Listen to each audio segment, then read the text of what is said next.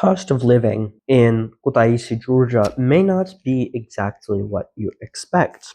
I am here in Tbilisi now, but when I was in Kutaisi, what I did was I wrote down some of the cost of living in Kutaisi to give you an idea of exactly how much you'd spend living in Kutaisi, Georgia. So, of course, welcome back to the Traveling Report. Today we're going over the cost of living of Kutaisi and how it may actually be one of the cheapest second-tier cities in the world. And of course, there are slightly cheaper cities, like I'm pretty sure Bukhara in Uzbekistan will be cheaper. However, I do not have any data to give you on that point. However, let's get into the numbers so you can understand exactly how much you would spend in Kutaisi, Georgia. So for the average apartment for an expat, so I'm not saying that you're going to find a deal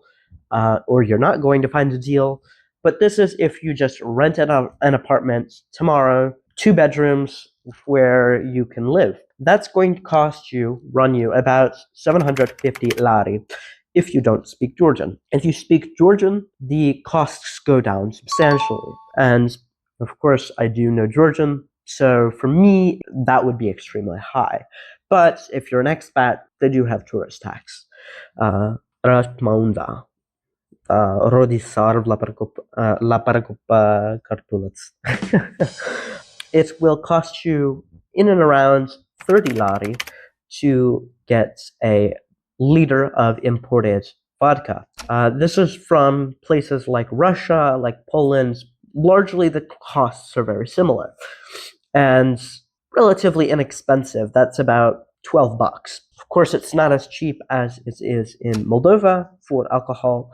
So if you are someone who drinks a lot, then other places may be more interesting to you. However, their local wine in Georgia is very inexpensive. It's about 4 lari for a liter of local wine. And Georgians are well known for having some of the best wine in the world. And if you want a single pack of Doritos, that'll cost you around 3.1 lari. A bottle of Pepsi is right around 1.75 lari, which is a little under $1 for a bottle of Pepsi. And 500 milliliters of water is 75 tetri, which 1 lari is 100 tetri. Think of it similarly to $1 is 100 US cents. Same ideal here in Georgia. 500 grams of bread, white bread, is 1 lari total, and 1 liter of milk is 3 lari. Now, what I find interesting is milk is actually more expensive than gasoline. Gasoline right now is at about 2.8 lari. And so what you get is, obviously, milk is more expensive than gasoline.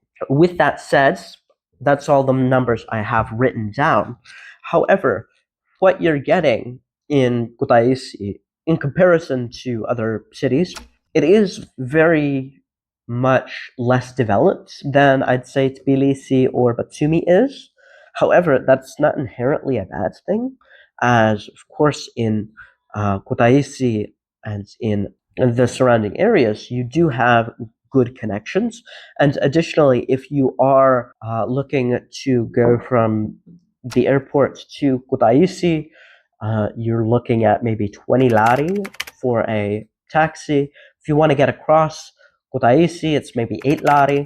And so it's a very inexpensive place. And to buy a home is not that expensive either. And so, of course, many of the expats that I know that ended up living there ended up being fairly cost conscious, even if they weren't necessarily trying to be, because it's just so easy to live on less than what you make. And honestly speaking, the parks and so forth are nicer, in my view, in Kutaisi than in Tbilisi or Batumi. Now, Outside of Batumi, I think that like in Ajara, there are some nicer places than in Kutaisi. I think that in Imareti, there's some nicer places than in Kutaisi. However, of course, one thing that benefits of Kutaisi is that Kutaisi speaks English well.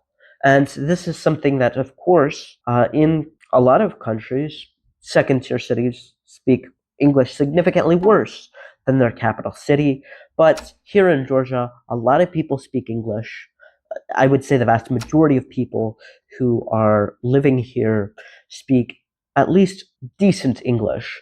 Of course, this doesn't mean that they will accept necessarily entirely people speaking English because they do appreciate you learning Georgian. And as someone who spends time here, I learned the language myself, and I recommend you to do the same, of course. Here on this channel, we often talk about the benefits of integrating into a society. And if you are, looking to live in a place, I think you should integrate into their society. However, when you are looking at the culture in Kutaisi compared to Tbilisi, it is more conservative and there is more family orientation. And so it's really up to what you are looking for.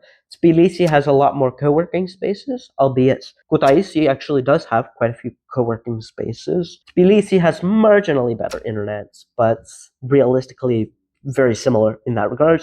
And of course, Batumi has the best internet in Georgia, not Tbilisi, because practically none of the infrastructure for Georgian internet is based in Georgia. And so there's undersea cables that are being built out in Batumi. And of course, Batumi has the crossing from Turkey.